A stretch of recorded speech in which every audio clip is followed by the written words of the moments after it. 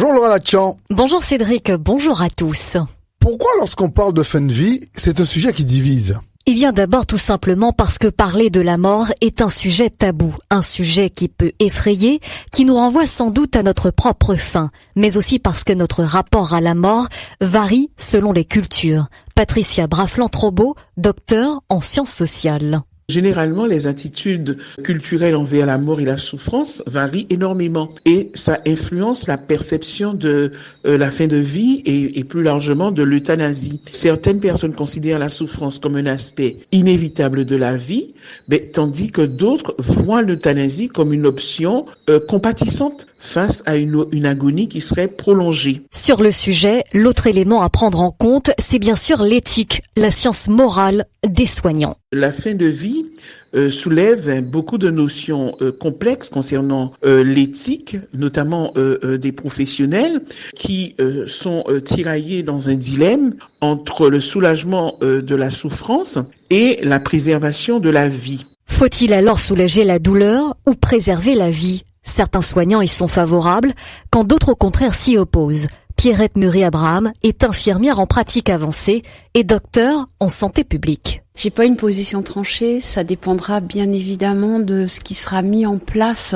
Ici en Guadeloupe, on a déjà, je pense, un travail d'acculturation à faire et de connaissance à faire sur ce qui existe déjà. Faut-il alors impliquer le soignant dans le geste létal ? À un moment ou à un autre, oui, c'est indispensable. Parce que ce geste létal dans le projet de loi est proposé dans des situations bien particulières, d'un état avancé, d'un décès à brève échéance, d'un état grave, avéré, et qui d'autre qu'un médecin, une équipe soignante plus qu'un médecin, peut apporter cet éclairage aux proches et à la personne elle-même concernée. Mais d'autres questions se posent sur le côté pratique, selon le docteur Sonny Gène, responsable de l'équipe mobile soins palliatifs au CHU de Pointe-à-Pitre. Où mettrons-nous les bornes ? Quel patient sera concerné ? Quel profil ? Quel type de patient ? En fait, cela pourrait ouvrir une porte qu'on ne pourra pas refermer par la suite. En fait, pour moi, tout le débat est de savoir si donner la mort est un soin.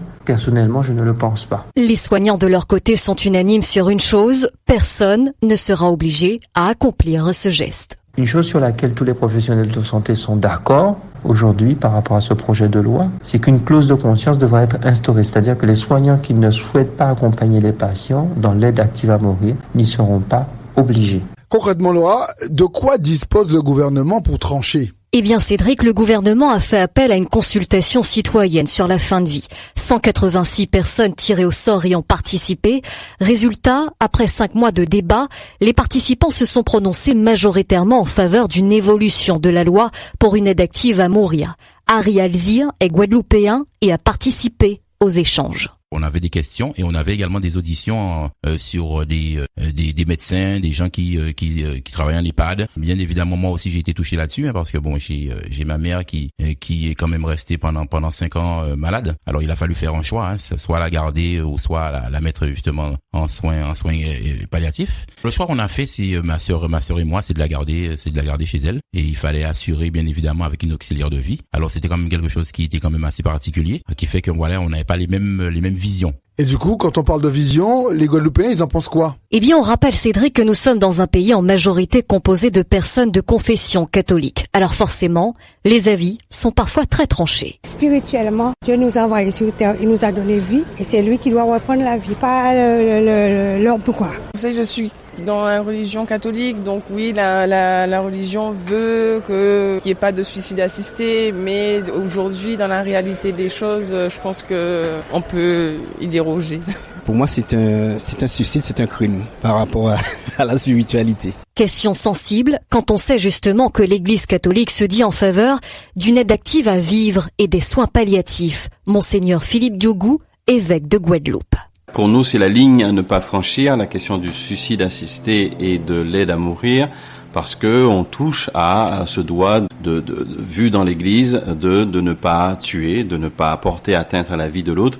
Donc on estime qu'on ne doit surtout pas franchir en fait ce palier, ce pas. Voilà Cédric ce que l'on peut dire, des arbitrages méticuleux devront être pris, mais si la question divise autant, c'est peut-être aussi parce qu'elle nous renvoie tout simplement à notre humanité.